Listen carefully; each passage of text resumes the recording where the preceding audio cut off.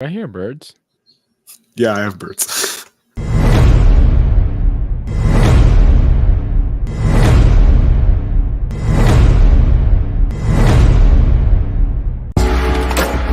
Welcome to Invest in Yourself, the Digital Entrepreneur Podcast. Join the podcast mogul Phil Better as he interviews successful entrepreneurs that make their living in the digital world. Now, let's join your host, Phil Better, and his special guest today on Invest in Yourself, the Digital Entrepreneur Podcast. Ladies and gentlemen, welcome back to Invest in Yourself, the Digital Entrepreneur Podcast. I am, of course, your host with the most, Phil Better. And today I am very excited to have a new entry into the digital entrepreneur space, pardon me, with our guest today, Mr. John Mendez, who is the host of the Walk to Wealth podcast, as well as an amazing business that just slipped my mind right now. It's Seen to Be Heard, correct? Stop Media? and stare. So close. Stop and Stare Media, an organization that helps real estate agents be seen with their social media. So, John, welcome to the show. Man, Phil, I'm honored to be here and excited to see where our conversation takes us today. I'm excited because you are really just at the beginning of your journey as an entrepreneur. And I want to get to know why. Why did you decide to specifically go after real estate agents? Why are those the people you want to help? Yeah, so for real estate agents specifically, I ended up getting my real estate license. There's a lot of context I could bore you guys with, but long story short, I pretty much decided to, middle of the pandemic, I'm in my sophomore year of college, and I ended up reading Rich Dad Poor Dad. Leading up to that, I never had any entrepreneurial background, never had any entrepreneurial experience, was never focused on making money, didn't have the lemonade stand, didn't have the mail route, wasn't your traditional entrepreneur. And I ended up reading Rich Dad Poor Dad, and it shifted my perspective, and it made me realize that there's another way of viewing the world that wasn't being taught in schools, wasn't being taught at home, and wasn't being taught in my environment. And so that's kind of what sparked the bug in me. And I ended up deciding that winter break to just go down the rabbit hole of learning about personal finance and entrepreneurship and things like that. And real estate was the one that stuck. So my spring semester of sophomore year, when I came back, we were still online, still height of the pandemic. And from there, I decided to stop showing up to my college classes, signed up for my real estate class, and never looked back. Fast forward a little bit, got licensed at 20, ended up realizing that real estate isn't what I wanted to do, and podcasting was actually what I wanted to do. But I had tons of information on marketing. So I started teaching. I was in one of these mastermind calls, and one of the hosts of the mastermind was like, "Hey, John, do you mind teaching a class on like some Facebook tips or social media tips?" And I was like, I never taught a class before. She said, "John, let us know when you want it scheduled." From there, I ended up teaching my first class. I had over 440 people sign up. I probably spent more time, learning how to send emails because I had to invite everyone manually because I didn't know how to use Eventbrite or MailChimp or anything like that. Oh my gosh. So I was manually copying and pasting emails out of a Google spreadsheet to send out the invitations. Ended up working out. I had like 200 people live for the first class, and that's how I got into teaching social media for realtors. Wow. Hopefully someone taught you how to use like MailChimp and HubSpot, all that, so that you don't have to do that all the time.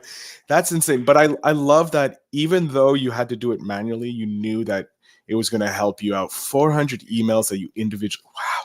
That is the definition of grinding it out. Yeah, I spent more time on the email invites than I did on the actual course itself. So definitely learned some things though after that one. So you decided to go all in with real estate, helping them understand it because it wasn't your main bread and butter doing the whole real estate because it is a tough market to get into. Obviously, you have to be very dedicated and passionate about helping people find their homes, whereas you're more passionate on another subject, but still helping those people find clients. What was it like teaching 200 people? Your first time out, because most people, like when they launch their course, they're not getting 200 people. They're getting maybe 1 to 20 people. So what was that like for you? So it was a webinar, actually. That was the first class that I taught. It was a webinar. And I still remember like it was yesterday. So this is around January of last year when I was originally asked to teach that class. And now, as I said, I never taught a class before. And I'm thinking, I love marketing, right? So I'm thinking, how can I capitalize this the most? And so in February, Keller Williams always has a yearly event called Family Reunion. It's the largest real estate conference in the planet, pretty much. And so I was like, okay, I'm going to go to that conference. I had already bought my ticket. I'm going to plan it the Friday before because I knew that the Friday after I was going to see everybody that was in the class in person, most likely. And then on top of that, I don't know if you've seen my headshot, but before I cut my hair and I had this short curly fro, I had a massive head of hair. And one of my biggest pet peeves was people touching my hair. I genuinely despise people that touch my hair, but Mhm. it's my biggest pet peeve. And so it's like, all right, I'm gonna create a logo, like a shirt that says "Stop and stare, just don't touch the hair." And it was like corny little thing, but it was this big giant marketing plan, bro. So I was like, and I'm formulating this in my head. It's like, all right, so I'll teach the class, then I'll come in at the conference with the shirt. And then at the event, there's gonna have for the mastermind their own little exclusive event. So I came in with braids, and then the morning of I washed my hair to then have my hair out and curly for that exact meetup. But teaching the class live, so I gave a lot of context around it. It was one of these things where I kid you not. I normally intermittent fast, but I'm telling you, I had nothing that I ate that morning, and it felt like my stomach was in knots. It was. Oh, That's exactly why I didn't eat because I knew my stomach was gonna be in knots, and so I'm there. I'm in the office. I have my black blazer on, a plain white shirt. I have my camera set up. I had my microphone, and I didn't have a 4K camera at the time. It was a little webcam, but I had my lighting set up, the ring light. I made sure to book a room.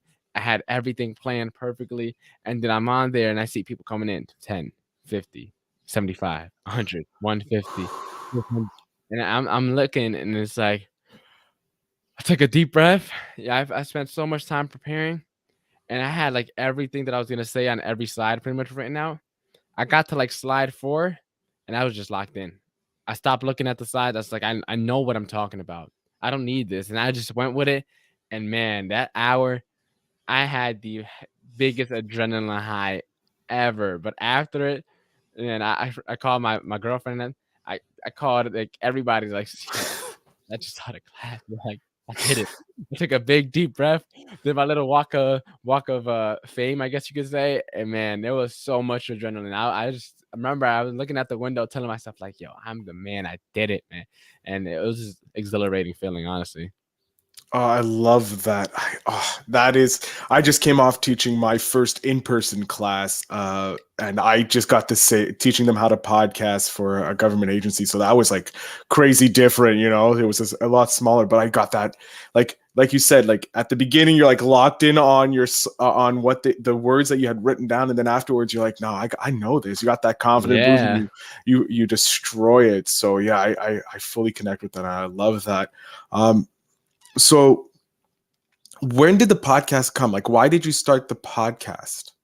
Yeah, so the podcast and the social media thing that I got going on with the realtors are not in direct correlation. They had no correlation at all, actually. So I actually started the podcast prior to me teaching that first class.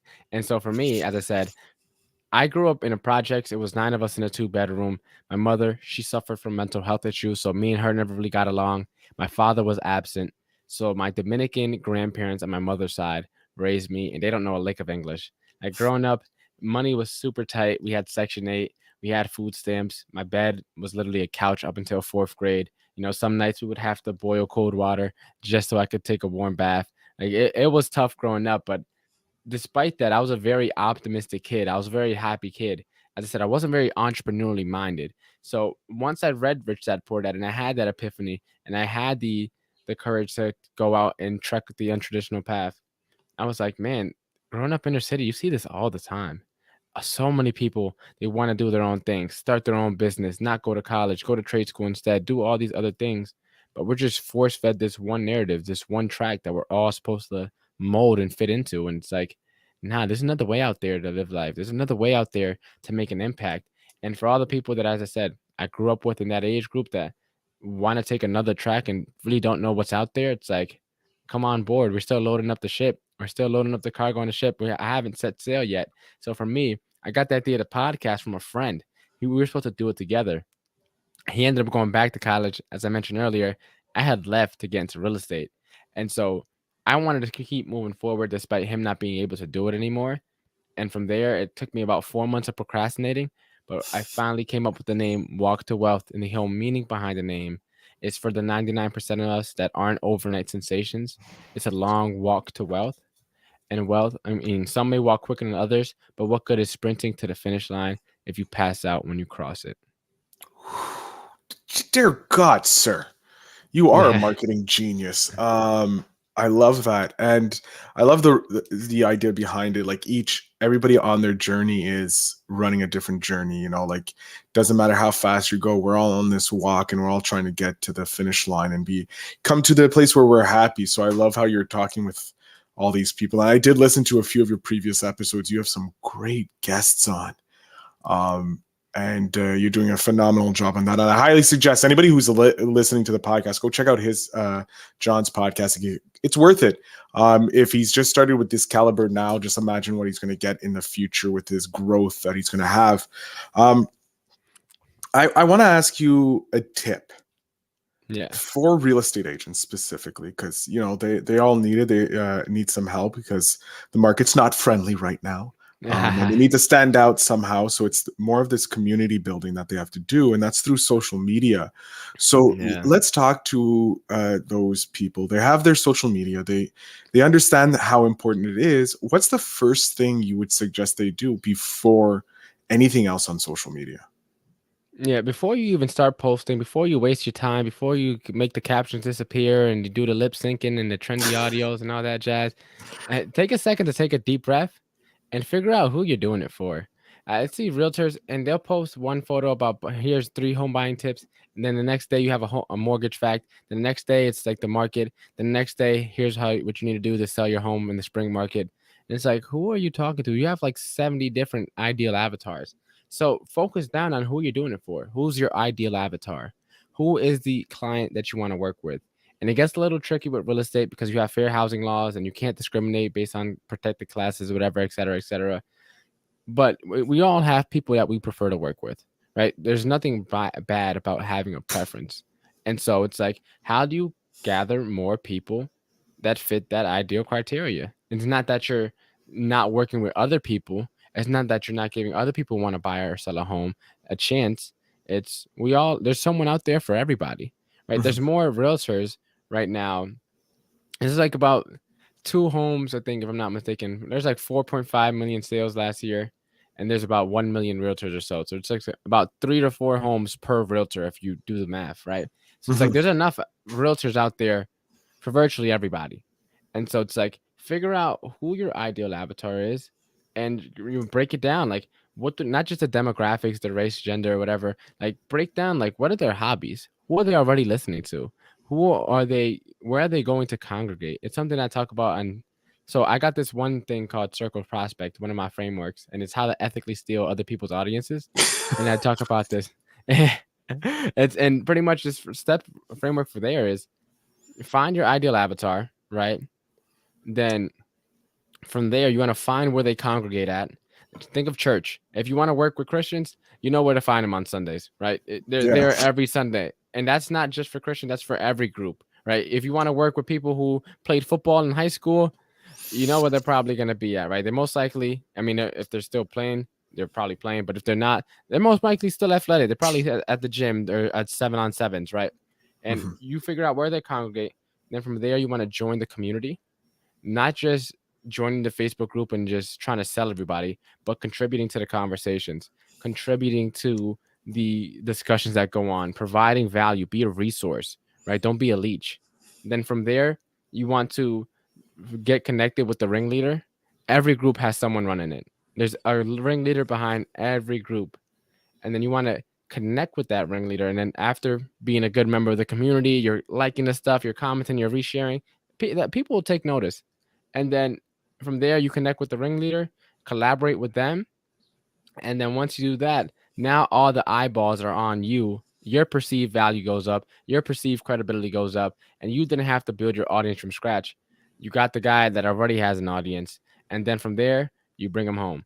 And you bring the audience to you, into your world, into your funnel, whatever it may be. But that's my quick and dirty 5-step framework to start, building your online presence from scratch.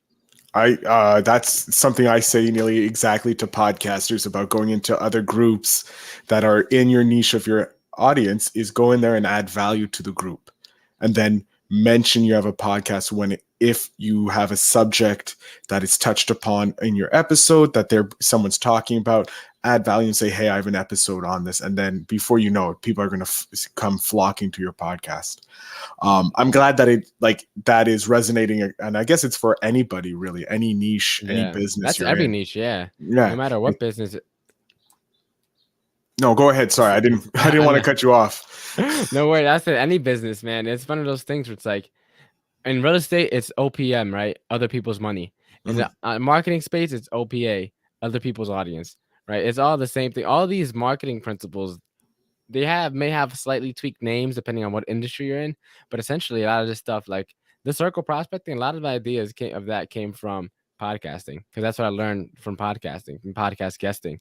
So it's like I've been trying to take all these things that I've been learning from all these different endeavors I had going on, and all these people I've been reading and researching, and try to apply that to some way that how it makes sense to the market I'm trying to serve. So I just say real estate agents, but that really works for anyone. Oh no, I love how you're taking something from podcasting and the marketing you learned from podcasting, bringing it into another niche, because that's what I do. I have this opportunity to talk to entrepreneurs like yourself, and they teach me something, they give that tip, and I'm like, okay, how can we correlate this over to podcasting? Then I share with podcasters and they love it. So I love how you're doing the opposite, grabbing from podcasting and sharing it with business, because that's just phenomenal. Where do you want to be in the next 5 years? Yeah, so for me, 5 years, my big thing is time freedom, location freedom, financial freedom. Those three things. I want to be completely autonomous from whatever is going on in the world, uh, primarily because I'd rather have full control in terms of what I decide and how I decide to maneuver and function. And for me, with the time freedom, that's something where how I spend my time is of the utmost importance, because we only have so much of it. It's a very finite resource and we can never get any of it back. So it's like I want to be able to, as I said, if I got to go to my cat, right? And you talked about this before we went live. If I had to go to my cat and give him some medicine or take him to the vet, like I got to go later today. So I want to be able to do that. If I want to, when I eventually have kids, play with my kids, I could do that. And then with the location freedom, if I wanted to travel, to go across the country, go across the state, go across the world, I want to be able to do so. I want to be able to experience life. Like this world has so much to offer and so much to see. And it's like I want to experience as much of it as I can while I'm still here.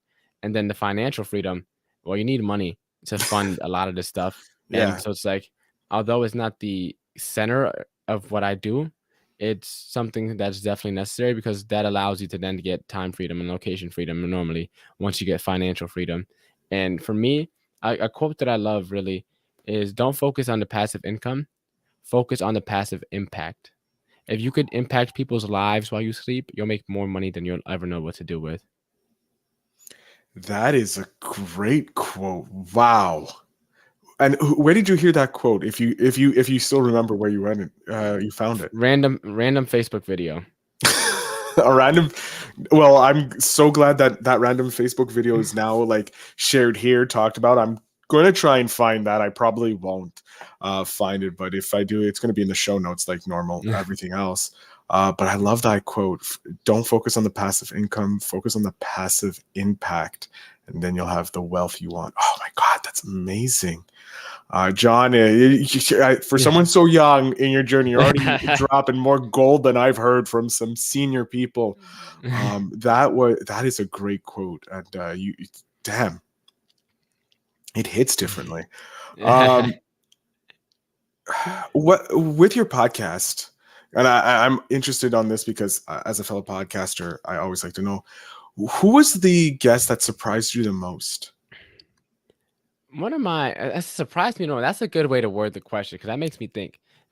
Surprised me the most. Now, let's say in a good way, right? Yeah, let's say like you were, because we can talk about surprises in left field going badly, but yeah, let's look at someone that surprised you, either coming, like you reached out and came on the podcast, like, whoa, I'm surprised I got them, or they dropped some like surprising knowledge on the show. Okay, so I'll answer both questions. My biggest guest that I've had so far, his name is David Meltzer. He's a big time like entrepreneur guy. So I actually interviewed him about a couple last week, actually, from the time we're recording this.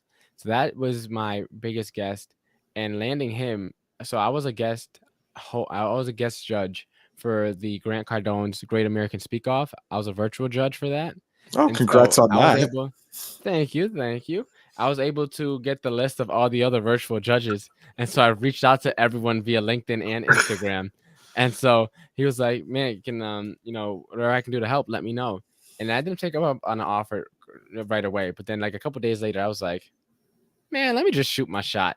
So I ended up reaching out like, "Hey, I would be honored to have you on the podcast." And he was like, "Yeah, for the most part." And then ended up getting him on. Another guest that I haven't recorded yet, he's getting scheduled in April, but he has like 1.5 million followers. And back in September interviewed a guy that also was on his podcast. So I've been following him since back in September. Pretty much what I was saying. You got to join the community. So I've been keeping up with him on Instagram for a while now. And then I started reaching out to like, I would say like, I wouldn't call them micro influencers, but like so a couple people that are in like the personal finance influencer space that have like 50 to 100,000 followers. A couple of them said yeah. So I was feeling good, and I remember because I was at my restaurant job and it was super slow. So I'm over here DM pitching people to hop on my podcast while I'm waiting for tickets to come. And then I got a couple people to say yeah, and I was like, man, I'm feeling good. Confidence is high. Let me just shoot my shot with this guy too. And he was like, yeah, super down to earth. And I was like, well, that was like the biggest surprise to me, because it's like landing them was like something I was like, you miss 100% of the shots that you don't take. That's what I learned from reaching out to those two. And I took the shots and they just so happened to go in, and I'm not going to think twice about it. I'm just going to keep on fire away now. In terms of what I've learned though, the most, and I quote this one a lot, but it's the one that always comes to mind. This guy named Dr. Vic Manzo. He's big into like the quantum space. And one of the things that I love that he said is the law of non-sacrifice, and how when you're operating abundantly, there is no giving up anything. You're just choosing what you love to do. It's not like I have to give up this to get that. It's no, you're choosing to love, to do what you love, and you're not giving up anything because you're doing what you love, right? There's no absence, right? There's no You're there's not no missing out void. on anything because Exactly. you're following what you Wha- love. Oh, Exactly. So that's probably one of the most profound things I've heard on as a podcast interviewer. damn. One of the joys of being a podcast interviewer is you get to have these experiences, you get to talk to these individuals and get them to drop the wisdom, and then get to pass it on when you're a guest, because you get that to Yeah. get to ask those questions. You're like, oh, I'm not smart, but I talk to smart people that all the time they drop gold like that. Oh, that is a Yeah. damn. Um, who is one person or one individual that you're looking forward to connecting with that you want to have on your podcast? Gary Keller. He's going to be my first billionaire on the podcast. Mark my words. And so, as I said, that circle prospecting strategy, it works wonders. That's how I got all these big guests. It's literally finding the people, right? Finding where they congregate, right? And then from there, slowly but surely, circle prospecting my way up to the community. And from one person, you connect with them, then you get access to circle prospect to the people in their circle. And then from Oh, there, you slowly make your way up the ranks. So, actually, for April, I believe late April, if I'm not mistaken, I'm interviewing the president of Keller Williams. So, I mean, I'm only a couple steps away from actually asking him. So, yeah, you're just hop, by skipping, by and a jump there. yeah, so it's My by God. 2024, definitely. Oh, I love it. I can't wait to have you back on when you have that interview so that you can share how awesome that was, John, because I'm excited for that. I'm excited to see you get that interview. I love seeing podcasters get those big interviews in their niche. So I'm excited to hear from that. But we are coming to the Spark question of the show, my favorite time of the show. John, what are you currently looking forward to in business specifically? I'm currently looking forward to quitting the restaurant because my course income exceeds that and then some. That is going to be becoming a full-time entrepreneur. That is going to be the biggest, like, thank God moments ever. It's like taking this untraditional path in the midst of a pandemic with the whole world in a crisis and panicking, and me deciding to bet on myself. And then 2 years later, it's like, man, it's working. It's working. It took me a while, but it's working. And even just talking about it, man, it fills me up with so much joy. And I'm looking forward to it, right? Because it's like, that's going to be the day that I realized that it was all like worth something. It was all for something. And I mean, of course it still is, even though I'm not there yet, but it's like, I'm not there yet. And it's not that I'm making crazy money. And it's like, of me leaving the restaurant, I just need to make 1,500 a month. Right? That's all I need per month. And so it's like, once I get to there, it's like, man, all right, I'm not working for anyone. The sky's the limit here. It's time to put my foot on the gas, because then the snowball starts rolling, and it just gets bigger and better from there. I love it. And if people who aren't watching this right now on YouTube, please subscribe. Go over to the YouTube, subscribe, of course. But you should know, John has this huge smile on his face. The whole interview, he's had a smile on. He's the weirdly optimistic guy, always smiling. But his smile, I don't know if it could have gotten bigger, but it did. And he was talking about his goal, just hitting 1,500. And like for me, the goal was 2,500. Hit 2,500 a month, because I covered everything. I could be happy, because rent's a little expensive up here in Montreal. So it's more to rent, to anything else. But like that 1,500, when you hit that 1,500, when you hit that goal and you realize that it's like, no, I don't need 75K a year. As long as my base stuff is covered, now I can build upon it. Like I'm not struggling to survive. I'm fully above water. And now I'm like, okay, now I can start swimming to where I want to go and building the raft and into a boat to get there. I always like the sea version, the explanation, like you're drowning at sea. And then when you start building your boat, to sail to the islands that you want to visit. So John, I am so happy that you're here. I'm going to jump off stage. I want you to tell all the real estate agents who are listening, because I'm going to be sending this to my real estate agent friends, because obviously they need to know how to do the circle prospecting. I'm also going to send that stuff to to everybody else, because it's genius. But specifically the real estate agents, I want you to tell them where they can follow you, where they can support you, and where they can get your course.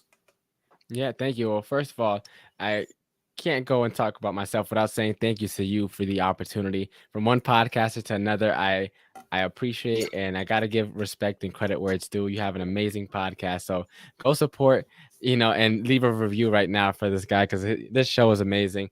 But for any real estate agents that find value in what I said today and want to go further, I actually have a free training. If you go to stopandstare.media/chat GPT replay. I actually was talking about him earlier. It's pretty much, I used ChatGPT to create an entire course for me, and then I taught that course to over 300 realtors. So if you want the replay to that, I'll give it to you as a free gift. And there I show you how to leverage AI so that you can start boosting your online marketing game, because you're not going to get replaced by AI. You're most likely going to be replaced by a realtor who is using AI. Right. So or if you want me to, if you want me to come teach at your office or your brokerage, feel free to send me an email at john@stopandstare.media, and then we can connect there. John, again, thank you so much. First of all, for telling everybody to subscribe and leave a review. That's very kind of you. But also for being on the podcast. I love supporting podcasters and entrepreneurs, of course. That's why I have this show. So thank you again for being on the show. Thank you again for the opportunity. It was a great time. To my audience, as you know, the show notes down below will have the links to everything we talked about here, specifically that free resource to learn how you can use the course that can get you more people from ChatGPT, so you can use AI. That's, as you know, I'm a huge proponent of AI on this show. So go ahead and make sure you go check that out. And remember to always invest in yourself.